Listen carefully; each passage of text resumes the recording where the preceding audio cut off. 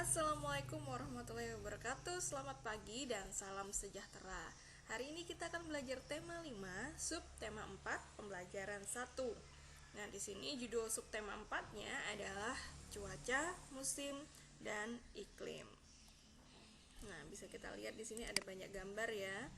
Ada cerah, ada mendung, ada ini panas, maaf, ini cerah, ini hujan ya.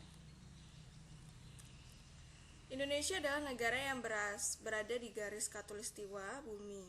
Musim di negara kita hanya ada dua jenis, yaitu musim hujan dan musim kemarau. Jika cuaca cerah berlangsung terus-menerus, tanda musim kemarau sedang berlangsung. Sesekali cuaca berawan. Jika cuaca mendung dan hujan sering terjadi, itu tanda musim hujan telah tiba, seperti sekarang ya. Cuaca cerah dan hujan datang silih berganti. Itu pertanda sedang memasuki masa peralihan atau pancaroba.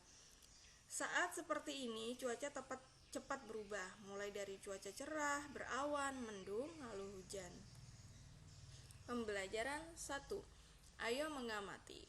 Beberapa hari lalu, hujan selalu turun. Pagi ini cuaca cukup cerah, matahari tampak sedikit dari balik awan. Sinarnya menembus kumpulan awan. Di jalanan tampak beberapa genangan air yang belum kering. Siti dan teman-teman berangkat ke sekolah bersama-sama. Siti dan teman-teman bercakap-cakap sepanjang jalan menuju ke sekolah. Ini ya, kita bisa ada beberapa genangan air tuh kita bisa lihat di sini. Nah, ayo membaca. Bacalah percakapan Siti dan teman-teman berikut. Cuaca akhir-akhir ini sering hujan ya, hanya kadang-kadang cuaca terlihat cerah. Mengapa hal itu bisa terjadi ya? Sepertinya kita akan mengalami musim hujan sekarang. Kita sedang mengalami masa peralihan atau pancaroba. Nah, Dayu berkata, mengapa disebut masa peralihan atau pancaroba? Indonesia adalah negara yang memiliki dua musim saja. Peralihan dari musim kemarau ke musim hujan disebut pancaroba. Mengapa disebut musim? Apa bedanya dengan cuaca? Pertanyaan yang bagus, Dayu. Yuk, kita ke perpustakaan sekolah. Di sana bukunya banyak. Kita bisa dapat jawabannya. Saya setuju. Saya juga mau ikut mencari informasi itu. Siti dan teman-teman tiba di sekolah. Mereka berencana mencari buku di perpustakaan saat istirahat nanti. Waktu istirahat telah tiba. Siti dan teman-teman pergi ke perpustakaan sekolah. Di sana banyak buku yang berisi informasi tentang cuaca, musim, dan iklim. Di dalam perpustakaan kita harus tenang agar tidak mengganggu pengunjung yang lain. Apakah ada perpustakaan di sekolahmu? Carilah buku tentang cuaca, musim, dan iklim. Bacalah bersama temanmu. Ayo membaca. Benny menemukan sebuah buku tentang cuaca, musim, dan iklim. Berikut informasi dari buku itu. Iklim, cuaca, dan perubahannya. Iklim dan cuaca. Cuaca merupakan suatu gejala alam. Cuaca dapat terjadi dan berubah dalam waktu singkat. Perubahan cuaca dapat dirasakan dari menit ke menit atau jam ke jam. Iklim adalah lamanya keadaan cuaca di suatu daerah tertentu. Iklim biasanya diamati dalam waktu lama, dari bulan ke bulan. Iklim menyebabkan adanya musim, contoh musim dingin, panas, semi, gugur, hujan, dan kemarau. Iklim dipengaruhi letak suatu negara di bumi. Oleh karena itu, beberapa negara memiliki musim yang berbeda. Ada negara yang memiliki 4 musim, contohnya negara Jepang. Ada juga yang memiliki 2 musim. Pokoknya yang di atas, kalau kalian lihat peta, yang di atasnya Thailand itu seperti Cina, Korea, itu Jepang juga itu 4 musim ya. Indonesia terletak di garis khatulistiwa atau ekuator. Iklim di Indonesia disebut iklim tropis dan memiliki 2 musim. Nah, ekuator itu garis khatulistiwa ya. Jadi setiap negara yang berada di daerah garis khatulistiwa hanya memiliki 2 musim. Musim hujan terjadi pada bulan Oktober Februari, musim kemarau terjadi bulan Maret September. Jadi peralihan ini sekitar bulan Maret ya. Sudahkah kamu membaca teks bacaan tentang cuaca, iklim, dan musim yang ditemukan Benny? Informasi apa saja yang diperoleh dari bacaan tersebut? Tuliskan informasi yang kamu peroleh di tempat yang tersedia. Nah, tadi tuh cuaca merupakan suatu gejala alam, apalagi bisa kita masukkan. Nah, lalu cuaca dapat berubah dalam waktu singkat. Nah, atau iklim adalah lamanya keadaan cuaca di suatu daerah tertentu. Lalu iklim menyebabkan adanya musim. Nah, itu adalah informasi penting. Ada negara yang memiliki 4 musim dan ada pula negara yang memiliki 2 musim. Bisa kalian masukkan ke dalam informasi ini. Nah, ini adalah belajar kalian mengerti inti dari sebuah bacaan atau teks. Dari situ kalian dapat informasi atau inti dari yang dibahas di dalam sebuah teks tersebut. Nah, ayo berdiskusi. Bagaimana, Dayu? Apakah kamu suka dengan buku tadi? Buku itu sangat membantu, Benny. Saya makin mengerti tentang cuaca, musim, dan iklim. Terima kasih. Wah, saya jadi bertanya-tanya. Apa itu garis khatulistiwa? Dari mana kita tahu kapan datangnya musim hujan dan kemarau? Teman-teman, apakah bisa membantu menjawab pertanyaan Siti?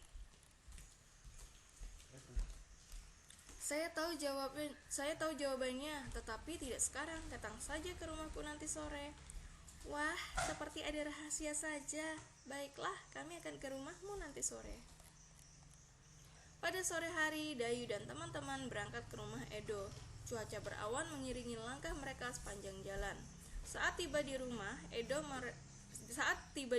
Edo, mereka diminta berkumpul di ruang keluarga. Edo menjelaskan bahwa 3 hari lagi teman ayahnya akan datang. Namanya Pak Tono. Pak Tono itu bekerja di BMKG. Pak Tono akan menjawab semua pertanyaan teman-teman Edo. Nah, Ibu Edo akan membuat kenang-kenangan untuk Pak Tono. Ibu Edo akan membuat karya kreasi dari kain. Edo dan teman-teman akan membantu ibu. Beberapa jenis kain telah disiapkan oleh Edo dan ibunya untuk membuat karya dari kain yang ditempel dan dijahit. Ayo mengamati. Sebelum dimulai, Edo mengambil gunting untuk memotong kain. Edo membagi-bagikan kain kepada teman-temannya. Inilah gambar karya yang akan mereka buat. Wow, ada rumah, ada pohon, ada matahari, ada seperti daun-daun ya ini ya. Tanaman lah intinya. Kain-kain itu akan digunting menjadi berbagai bentuk. Ada yang berbentuk persegi, segitiga, persegi panjang, dan lingkaran. Untuk hari ini, Edo akan menggunting kain berbentuk lingkaran dan persegi lebih dahulu. Mula-mula Edo menggunting kain berbentuk lingkaran. Ia mengguntingnya menjadi 3 bagian sama besar. Edo memberikan bagian yang pertama untuk Siti. Nah, ini seperti pengurangan ya, Nak ya. Nah, di sini dia memberikan 1/3 bagian untuk Siti ya. Awalnya tuh 1 itu karena pembilang dan penyebutnya sama, yaitu 3/3. Nanti pun ya kalau ini jadi misalnya dibagi jadi 5 ya namanya 5/5 itu 1 utuh masih. Terus dia bagikan kepada Siti 1/3, 1 bagian dari kain yang sudah dibagi. Jadi dikurang 1/3. Ingat, sama dengan penjumlahan, pengurangan juga penyebutnya atau bilangan yang di bawah ini tidak perlu dikurangkan juga, begitu ya. Jadi kita kurangkan atasnya saja atau pembilangnya saja. Jadi 3 dikurang 1 sama dengan 2/3. Nah, Edo memberikan potongan bagian kain yang kedua untuk Dayu dan Lani.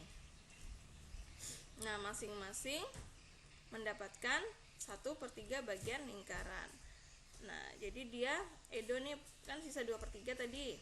Terus dibagikan ke Dayu dulu 1/3. Terus sisanya adalah punyanya si Lani 1/3. Sekarang Edo menggunting kain berbentuk persegi. Ia memotongnya menjadi 4 bagian sama besar. Ini potongan kain yang sama. Nah, ini kan kalau utuh dia berapapun bagiannya di bawah, atasnya juga sama ya, pembilang sama penyebutnya harus sama.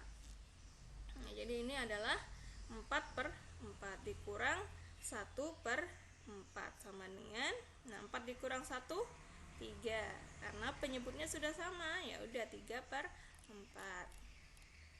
Nah, ini potongan kedua. Nah, sisa yang tadi kan 3/4, jadi dikurang 1/4 lagi, jadi 2/4. Ini potongan ketiga dan keempat. Nah, ini 2/4 tadi, sisanya yang ini tadi, ini kurang 1/4 dikurang, jadi sisanya 1/4. Potongan kain akan diberikan kepada Edo, Beni, Udin, dan Ibu Edo. Masing-masing akan mendapatkan 1/4 bagian persegi. Gitu ya. Ayah mengamati, mengurangkan pecahan berpenyebut sama. Edo memberi potongan kain dengan melakukan operasi pengurangan pecahan berpenyebut sama. Cara untuk mengurangkan dua pecahan yang sama penyebutnya adalah dengan mengurangkan pembilangnya saja. Nah, jadi penyebutnya tidak perlu ya. Mengapa? Perhatikan contoh berikut. Contoh, ini ada 3/4 dikurang 2/4. Tinggal 3 dikurang 2 sama dengan 1. Kita lihat penyebutnya adalah 1/4. Contoh lain, 5/6. Nah, ini ada 5/6 dikurang 1/6 sama dengan 4/6. Begitu ya. Jadi 5 kurang 1 4. Nah, pecahannya per 6.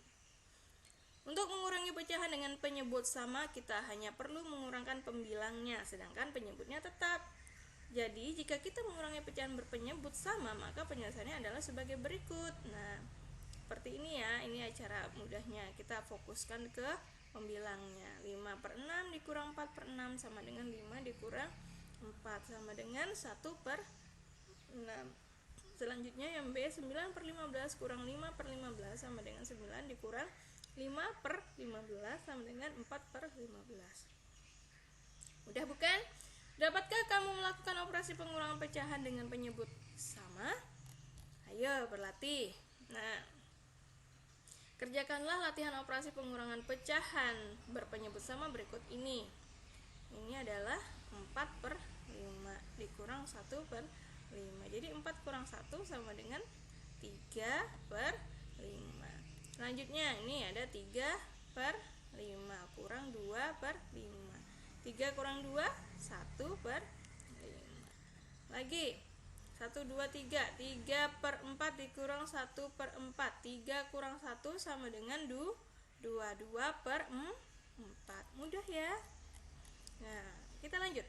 Ayo berkreasi. Karya dengan teknik menempel dan menjahit. Edo sudah membagikan kain untuk membuat karya. Karya dengan kain ini termasuk seni rupa 3 dimensi. Ibu Edo menjelaskan bahwa seni rupa 3 dimensi ini bermacam-macam teknik membuatnya. Teknik yang digunakan oleh Ibu Edo namanya teknik aplikasi. Teknik ini menggunakan teknik menempel dan menjahit. Nah, Edo dan teman-teman sudah memegang potongan bagian kain masing-masing. Ibu Edo selalu mengajari cara menjahit potongan kain tersebut dengan teknik veston. Langkah pertama, tempelkan 2 potongan bagian kain yang bentuknya sama. Nah, ini ya. Perhatikan posisi jarum pada kain, tusukkan jarum sesuai gambar. Nah, ini veston ya. Wow. Jadi kita bikin A ke B dulu, baru nanti yang di belakang kita tusukkan ke dalam. Ini namanya veston. Langkah 2, menjahit veston ke seluruh bagian, ke seluruh pinggiran potongan kain. Nah, seperti ini dia nanti dijahit ke semuanya. Langkah 3, menempel potongan bagian kain yang sudah dijahit ke kain utama.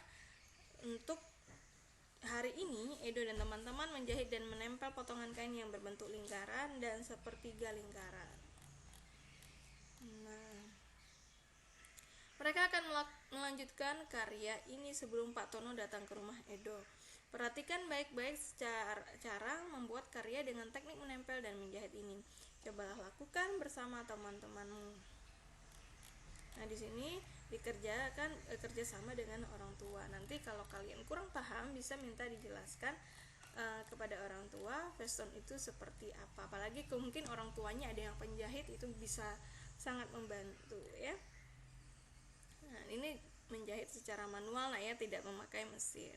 Oke, sampai di sini dulu. Semoga paham. Wassalamualaikum warahmatullahi wabarakatuh. Selamat pagi dan salam